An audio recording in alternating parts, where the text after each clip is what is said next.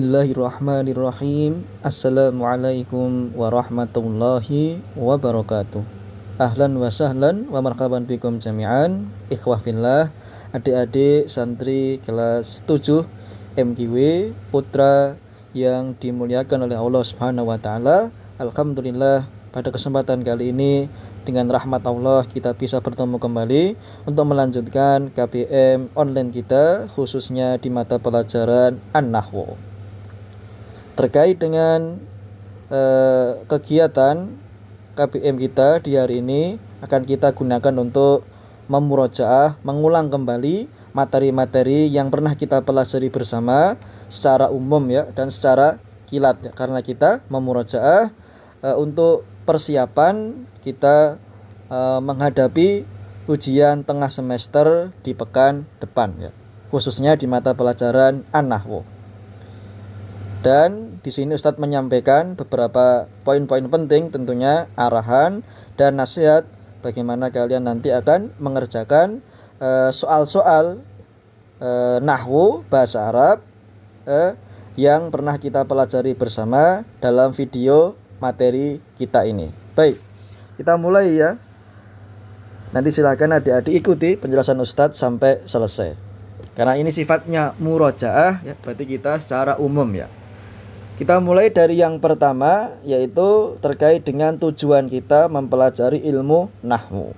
Di sini pernah kita pelajari, yaitu tujuannya untuk mempelajari tentang perubahan harokat di akhir kalimat.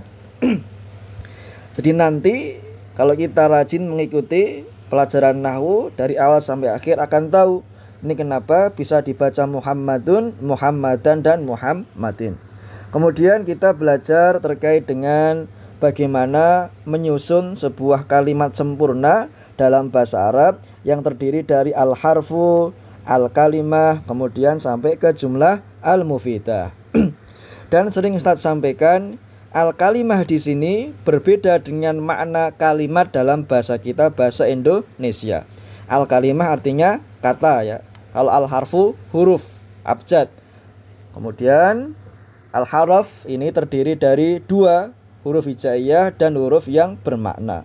Huruf hijaiyah contohnya abatasa sampai ya. Huruf al-ma'ani contohnya waw, summa, fa, ka, bi, dan ila. Huruf al-ma'ani ini biasanya memiliki makna, tergantung nanti berada di konteks kalimat. Contoh wa artinya dan, summa kemudian fa, maka, sampai ila artinya ke. Setelah itu kita juga pernah mempelajari al-kalimah, kata, nama atau kata benda. Di sini ada tiga komposisinya, yaitu fi'lun, kata kerja, ismun, kata benda, dan harfun. Fi'lun, kata kerja, berkaitan dengan waktu, terbagi menjadi tiga dalam bahasa Arab ya. Ada al-madhi, masa lampau, al-mudhari, terkait sedang berlangsung, kemudian al-amr, yaitu perintah. Contohnya di sini doroba, telah atau sudah memukul, yadribu, sedang memukul, idrib, pukulah. Kemudian isim sendiri tidak terkait dengan waktu. Contohnya kitabun, kitab atau buku, kolamun, pensil atau pena, madrasatun, sekolah. Al-harfu tadi sudah kita bahas, ada dua, hijai dan ma'ani. Yang ma'ani memiliki makna tersendiri. Wa, summa, fa, ka, dan bi. Kemudian terkait dengan bagaimana cara kita menyusun jumlah mufidah, kalimat sempurna dalam bahasa Arab? Pastinya biasanya terdiri dari fi'il, kata kerja, ismun, dan harfun. Contohnya, dzaba Muhammadun ila suqi. Dzaba itu fi'il madhi, Muhammad isim, ila itu huruf, as-suqi itu isim. Jadi kalau kita ingin mengungkapkan suatu ungkapan, berkata dengan bahasa Arab yang mudah dipahami, yang dengannya kalau kita diam, orang yang kita ajak bicara itu paham, itu nanti menjadi sebuah al-jumlah al-mufidah. Di sini dzaba Muhammadun ila suqi, maknanya telah pergi Muhammad ke pasar. Kemudian terkait dengan alamatul ismi, tanda-tanda isim. Nanti silahkan adik-adik pelajari ya. Poin-poinnya saja. Di sini ada 5 tanda ya. Yang pertama didahului oleh huruf al, alif lam. Yang kedua adanya tanwin di huruf akhir, an, in, un. fathah tanwin, kasroh tanwin, dhammah tanwin. Yang ketiga, adanya harokat kasroh di huruf akhir. Yang keempat, adanya huruf al-jar atau didahului oleh huruf jar. Biasanya itu fi, ala, fi itu termasuk huruf jar. Juga termasuk bagian dari huruf al-ma'ani. Kemudian tanda-tanda yang kelima agar kita bisa mengenal oh ini isim, kata benda, oh ini fi'il, itu adanya penyandaran. Di sini tertulis penisbahan, yaitu al-mudhaf dan mudhaf ilaih ya. Kemudian pembahasannya sudah pernah kita bahas, nanti silahkan kalian pahami ya. Nomor 1 contohnya didahului oleh alif lam. Contoh al-masjid, al-ustad, tandanya alif lam. Yang kedua adanya tanwin di huruf akhir, masjidun, ustadzin, muhammadan. Masjidun akhirannya dhammah tanwin, ustadzin kasroh tanwin, muhammadan fathah tanwin. Oh, berarti itu termasuk dengan isim karena ada tanda yang menunjukkan, yaitu tanwin di huruf akhir. Kemudian yang ketiga, berharokat kasroh di huruf akhir. Contohnya al-kursiyyi, muhammadin, masjidu, kubain. Yang di huruf akhir harokat kasroh bisa dipastikan itu adalah isim. Kemudian yang keempat, diawali atau didahului oleh huruf jar. Contohnya di sini fil masjidi, anasin ilas suki. Al masjid sebelumnya ada huruf jarnya fi, Anas ada huruf jarnya an. Itu menunjukkan kalau al masjid Anas itu adalah isim. Dan di sini ada huruf jar, nanti silahkan dipelajari dan dipahami. Tanda yang kelima adanya mudhaf ilaih, penyandaran atau penisbatan. Contohnya kitabu Muhammadin, kitabnya Muhammad. Baitu Hindin, rumahnya Hindin. Nasrullahi, pertolongan Allah. Kemudian di sini juga ada ad-dhamir atau ad-dhamair, kata ganti.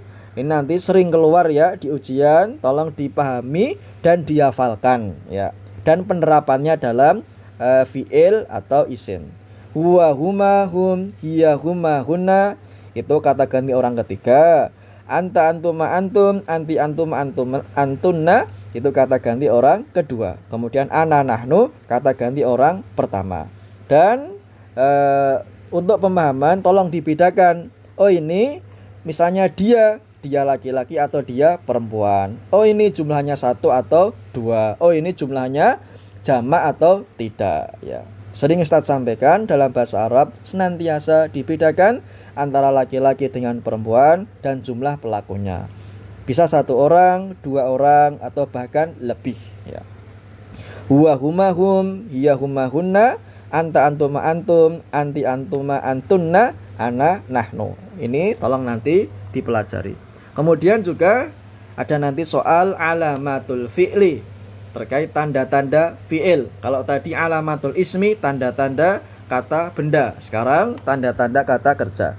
Ada 4 tanda yang terkenal. Yang pertama, didahului oleh huruf qad. Yang kedua, didahului oleh huruf saufa. Yang ketiga, diawali atau didahului oleh huruf sa. Kemudian yang keempat, adanya huruf ta'u ta'nis as-sakinah ya. Jadi kita mengambil poin-poin pentingnya saja. Kemudian kita langsung ke contoh penerapan. Qad qamatis shalah. Oh, qomat ada qadnya, berarti dia kita pastikan sebagai fi'il kedudukannya atau kata kerja. Tujuannya qad ini untuk apa? Untuk penekanan ya. Qad untuk ditakkid, penekanan. Kemudian saufa, apa makna saufa? Artinya kelak. Contoh dalam kalimat saufa ta'lamun.